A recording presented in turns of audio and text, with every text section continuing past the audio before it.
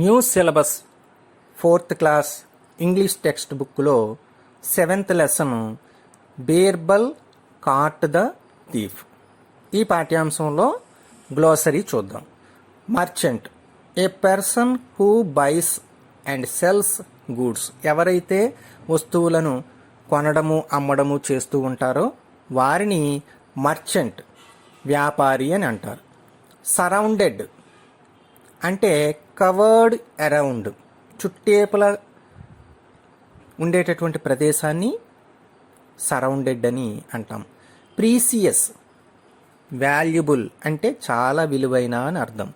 Denied, said that something is not true. ఏదైతే నిజం కాదని చెప్తామో దానిని డెనైడ్ అని అంటాము. Suspected, supposed to be true. నిజాన్ని మనం సపోజ్ చేయడాన్ని సస్పెక్టెడ్ అని అంటాం. నేరేటెడ్, టోల్డ్ అంటే చెప్పడము లేదా వివరించడం. Stolen, to take something from someone without permission. ఇతరుల యొక్క పర్మిషన్ లేకుండా వారి వస్తువులను తీసుకోవడాన్ని స్టోలెన్, దొంగతనము అని అంటాం. Trick, an act of cleverness. తెలివితేటలను ప్రదర్శించడాన్ని ట్రిక్ అని అంటాము. ఈ పాఠ్యాంశంలో విద్యార్థులకు ఆల్ఫాబెటికల్ ఆర్డర్లో పదాలను పెట్టడం నేర్పించారు. ఇది మనకి చాలా ముఖ్యం, ఎందుకంటే టెట్లో ఖచ్చితంగా ఒక బిట్టు మనకి వస్తుంది. అదేంటంటే 4 పదాలు ఇస్తాడు, వాటిని మనం ఆల్ఫాబెట్ ఆర్డర్లో పెట్టాలి. అలా పెట్టాలంటే మనం అక్షరాలను జాగ్రత్తగా చూసుకుంటూ ఆల్ఫాబెట్ ఆర్డర్లో పెట్టాలి. తర్వాత ఇదే పాఠ్యాంశంలో విద్యార్థులకు 4 పదాలు ఇచ్చి కరెక్ట్ స్పెల్లింగ్ ఉన్నటువంటి పదాన్ని ఐడెంటిఫై చేయమన్నారు. ఇది కూడా మనకి టెట్లో ఒక బిట్గా వస్తుంది. మనకు కూడా 4 పదాలు ఇస్తారు, కరెక్ట్ స్పెల్లింగ్ ఉన్నటువంటి పదాన్ని గుర్తించమంటారు. కాబట్టి మనకి వర్డ్స్ యొక్క స్పెల్లింగ్స్ కూడా ఖచ్చితంగా రావాలి. అలాగే ఈ పాఠ్యాంశంలో టెన్సెస్లో పాస్ట్ కంటిన్యూస్ టెన్స్ని విద్యార్థులకు పరిచయం చేశారు.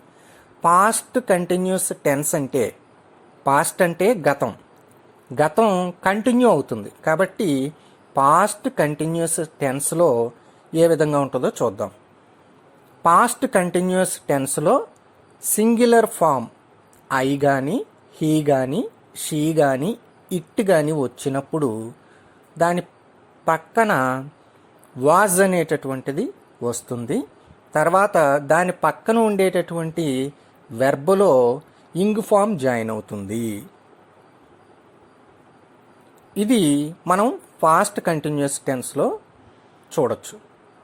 Example, Vimala was watching TV when someone knocked the door. పై సెంటెన్స్లో సింగులర్ ఏది?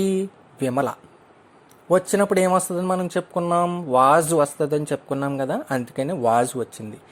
అలాగే వాచ్ అనేటటువంటి వెర్బ్కి ఇంగ్ ఫామ్ జాయిన్ అయి వాచింగ్ అయింది. కాబట్టి sentence Vimala watching TV when someone knocked the door. Vimala TV చూస్తుంది ఎప్పుడు? సమ్వన్ నాక్డ్ ద డోర్, ఎవరో తలుపు కొట్టేటప్పటికి. ఇది పాస్ట్ కంటిన్యూస్ టెన్స్. అలాగే పాస్ట్ కంటిన్యూస్ టెన్స్లో ఫ్లోరల్ ఫామ్ ఉయ్ అని కానీ దే అని కానీ వచ్చినప్పుడు వర్ అని వస్తుంది. అలాగే వెర్బ్కి ఇంగ్ ఫామ్ జాయిన్ అవుతుంది. ఎగ్జాంపుల్ చూద్దాం. They were eating in the restaurant when I met them. ఈ సెంటెన్స్లో కనుక మనం చూసినట్లయితే ఫ్లోరల్ దే వచ్చినప్పుడు వర్ అనేటటువంటిది వచ్చింది. ఈట్ అనేటటువంటి వెర్బ్కి ఇంగ్ ఫామ్ జాయిన్ అయింది. ఒకసారి ఈ వాక్యం యొక్క అర్థాన్ని చూద్దాం. They were eating in the restaurant. వాళ్ళు రెస్టారెంట్లో తింటున్నప్పుడు. వెన్ తింటున్నప్పుడు. వెన్ ఐ మెట్ దెమ్ అప్పుడు నేను కలిశాను. అంటే పాస్ట్లో జరిగిపోయినటువంటి విషయాన్ని ఇప్పుడు కంటిన్యూ అవుతున్నట్టుగా చెప్పడాన్నే పాస్ట్ కంటిన్యూస్ టెన్స్ అని అంటారు. పాస్ట్ కంటిన్యూస్ టెన్స్ మీద కూడా మనకు ఒక బిట్టు ఉంటుంది. మీరు బాగా గుర్తుపెట్టుకోవాల్సింది ఏంటంటే సింగులర్ ఫామ్ వచ్చినప్పుడు వాజ్ వచ్చి వెర్బ్కి ఇంగ్ జాయిన్ అవుతుంది. ఫ్లోరల్ ఫామ్ వచ్చినప్పుడు వర్ వచ్చి వెర్బ్కి ఇంగ్ ఫామ్ జాయిన్ అవుతుంది.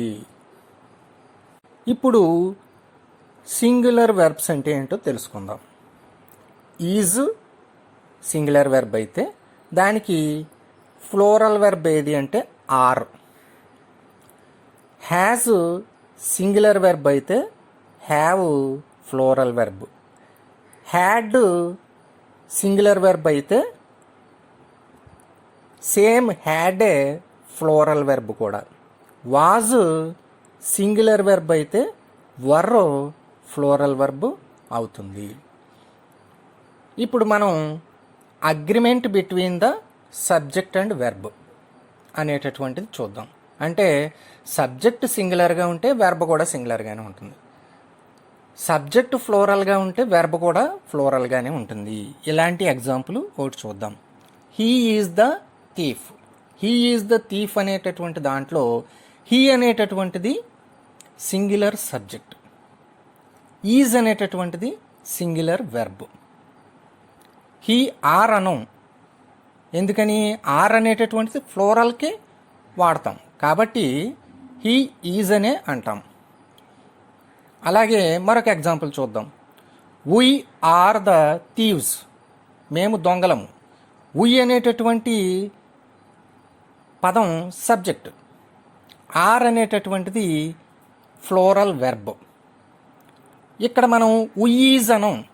ఎందుకంటే వీ అనేటటువంటిది సబ్జెక్ట్ ఫ్లోరల్లో ఉంది కనుక ఇక్కడ వెర్బ్ కూడా ఫ్లోరల్లోనే ఉండాలి. ఈ విధంగా సబ్జెక్ట్కి వెర్బ్కి మధ్య సంబంధం ఉంటుంది అని ఈ పాఠ్యాంశంలో చెప్పడం జరిగింది. అంటే మనం ఎప్పుడైనా రాసేటప్పుడు హీ అని రాస్తే ఈజ్ అని రాయాలి, ఉయ్ అని రాస్తే ఆర్ అని రాయాలి, దే అని రాస్తే ఆర్ అని రాయాలి. ఈ విధంగా మనం రాయాల్సినవి ఉంటుంది అనమాట. ఒకవేళ ఐ అని రాసామనుకోండి యామ్ అని రాయాలి. ఎందుకంటే సింగులర్ యామ్ కదా, అదనమాట. ఇది కూడా ఈ పాఠ్యాంశంలో చెప్పడం జరిగింది. ఈ పాఠ్యాంశంలో ప్రేజెస్ గురించి చెప్పడం జరిగింది. ప్రేజెస్ అంటే పదబంధాలు అంటాం తెలుగులో అయితే. ప్రేజెస్ పదబంధాలు. ఇవి ఎలా ఉంటాయంటే ఇన్ మై వ్యూ అనేటటువంటిది ఒక పదబంధం, ఒక ప్రేజ్. అలాగే ఐ ఫీల్ అనేటటువంటిది ఒక ప్రేజ్. ఐ థింక్ ఒక ప్రేజ్. ఐ అగ్రీ ఒక praise. I do not agree ఒక ప్రేజ్. ఇన్ మై ఒపీనియన్ ఇది ఒక ప్రేజ్. అంటే చూద్దాం. ఇన్ మై వ్యూ నా దృష్టిలో, ఐ ఫీల్ నేను ఫీల్ అవుతున్నాను, ఐ థింక్ నేను ఆలోచిస్తున్నాను, ఐ అగ్రీ నేను ఒప్పుకుంటున్నాను, ఐ డో నాట్ అగ్రీ నేను ఒప్పుకోవడం లేదు, ఇన్ మై ఒపీనియన్ నా అభిప్రాయంలో. ఇవన్నీ కూడా పదబంధాలు, వీటిని ప్రైజెస్ అంటాం. వీటిని ఉపయోగించి సెంటెన్సెస్ పిల్లలకి నేర్పించడం జరిగింది. ఒక స్టేట్మెంట్ ఇచ్చి దానిపైన ఈ ప్రైజెస్ అన్నీ కూడా వాడడం జరిగింది. స్టేట్మెంట్ ఏంటి? Art and music should be compulsory in school. చిత్రలేఖనము మరియు సంగీతము అనేటటువంటిది తప్పనిసరిగా స్కూల్లో ఉండాలి అని స్టేట్మెంట్ ఇచ్చారు. ఇప్పుడు మనం దీని మీద ప్రైజెస్ ఉపయోగించి సెంటెన్స్ చెప్పమన్నారు. ఒక సెంటెన్స్ చూద్దాం. ఇన్ మై వ్యూ అనేటటువంటి ప్రైజ్ ఉపయోగించి ఈ సెంటెన్స్ ఎలా చెప్తాం? In my view it is very important to introduce music in the school. అంటే నా దృష్టిలో కంపల్సరీ స్కూల్లో మ్యూజిక్ ఉండాలి అని చెప్తున్నాను. I feel it is very important to introduce music in school. నేను ఫీల్ అవుతున్నాను కంపల్సరీ స్కూల్లో మ్యూజిక్ ఉండాలని. I think it is very important to introduce music in school. నా ఆలోచన కూడా అదే, స్కూల్లో మ్యూజిక్ అనేది ఉండాలి. I agree it is very important to introduce music in school. నేను ఒప్పుకుంటున్నాను స్కూల్లో మ్యూజిక్ అనేటటువంటిది నేర్పించాలి. I do not agree it is not important to introduce music in school.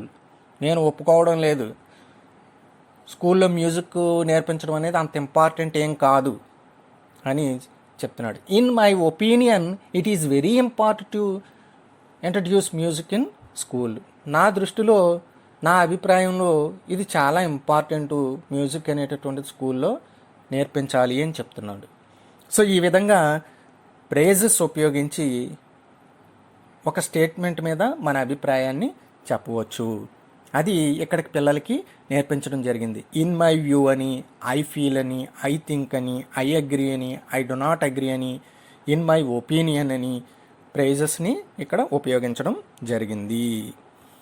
అలాగే ఇక్కడ పిల్లలకు పొసెషన్, POSSESSION, పొసెషన్ అంటే స్వాధీనము అనే పదం గురించి, కాంట్రాక్షన్ CONTRACTION, కాంట్రాక్షన్ అనేటటువంటి పదం గురించి పరిచయం చేయడం జరిగింది. పొసెషన్ అంటే ఒక పదానికి అపాస్ట్రఫీ పెట్టి ఎస్ జాయిన్ చేస్తే దానిని పొసెషన్ అని అంటాం. అంటే రామాస్ అని ఉందనుకోండి, RAMAS అని పెడతాం. రామాస్ అని పెట్టినప్పుడు రాముడు యొక్క అని వస్తుంది. మర్చెంట్స్, MERCHANTS,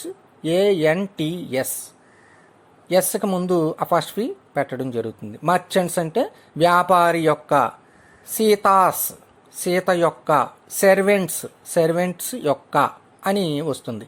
ఈ విధంగా సెంటెన్సెస్ చెప్పినప్పుడు వాటిని ఏమంటాము అంటే పొసెషన్స్ అని అంటామన్నమాట. ఉదాహరణకు, Birbal went to the merchants house. Birbal వెళ్ళాడు. ఎక్కడికి వెళ్ళాడు? వ్యాపారి యొక్క ఇంటికి. I went to my friend Rama's house yesterday. నేను నిన్న వెళ్ళాను మా ఫ్రెండ్ ఇంటికి. ఎవరు ఆ ఫ్రెండు? రామా అని చెప్తున్నాడు అన్నమాట. ఈ విధంగా పొసెషన్స్ అంటే ఒక పదానికి అపాస్ట్రఫీ పెట్టి ఎస్ జాయిన్ చేస్తే దాన్ని పొసెషన్స్ అంటాం. మరి కాంట్రాక్షన్స్ అంటే ఒక పదంలో ఒక అక్షరం మిస్ అయ్యి అపాస్ట్రఫీ రావడాన్ని కాంట్రాక్షన్స్ అని అంటాం. Is not, IS is, NOT not. Is not అనేటటువంటి రెండు పదాలు ఉంటే దానిని కలిపినప్పుడు ఇజింట్, ISNT, ఇజింట్ అంటాం అన్నమాట. అలాగే డస్ నాట్, డజంట్. అలాగే are not, aren't. Was not, wasn't. Do not, do not. Can not, cannot. Has not, hasn't. Will not అన్నప్పుడు మాత్రం వోంట్ అని వస్తుంది. WO'T. విల్ నాట్ అంటే won't. Have not, haven't. Should not, shouldn't.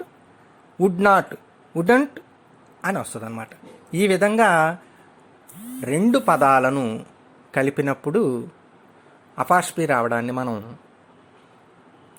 Contraction అని అంటామన్నమాట. ఈ విధంగా సెంటెన్స్లో కూడా కాంట్రాక్షన్స్ ఉపయోగించడం జరుగుతుంది. ఉదాహరణకు, he is a clever person, isn't he. Varun does not know how to play football. They are not coming today. ఇవి మనకి కాంట్రాక్షన్కి సంబంధించినటువంటి ఎగ్జాంపుల్ సెంటెన్సెస్. మీరు బాగా గుర్తుపెట్టుకోవాల్సింది ఏంటంటే, యొక్క అనేటటువంటి అర్థం వచ్చేటటువంటిదైతే పొసెషన్. అలా కాకుండా ఒక సింగులర్ వెర్బ్కి జాయింట్ అయ్యేటటువంటి నాట్ అనేటటువంటి వర్డ్లో N'T వచ్చినట్లయితే దానిని మనం కాంట్రాక్షన్ అని అంటాం. ఈ విధంగా ఈ పాఠ్యాంశంలో పొసెషన్స్ గురించి, కాంట్రాక్షన్స్ గురించి, అలాగే ప్రేజెస్ గురించి, తర్వాత సింగులర్ వెర్బ్స్ అంటే ఏంటి, ఫ్లోరల్ వెర్బ్స్ అంటే ఏంటి, సబ్జెక్ట్కి వెర్బ్కి మధ్య ఉండేటటువంటి సంబంధం ఏమిటి, పాస్ట్ కంటిన్యూస్ టెన్స్ గురించి ఈ పాఠ్యాంశంలో చెప్పడంతో పాటు రాంగ్ స్పెల్లింగ్ ఉన్నటువంటి వర్డ్ని ఐడెంటిఫై చేయడం, లేదా కరెక్ట్ స్పెల్లింగ్ ఉన్నటువంటి వర్డ్ని ఐడెంటిఫై చేయడం, అలాగే వర్డ్స్ని ఆల్ఫాబెట్ ఆర్డర్లో పెట్టడం వంటి అంశాలను విద్యార్థులకు పరిచయం చేయడం జరిగింది. ఇవన్నీ కూడా మనకి టెట్లో చాలా చాలా ఇంపార్టెంట్ బిట్స్. మరొక పాఠ్యాంశంతో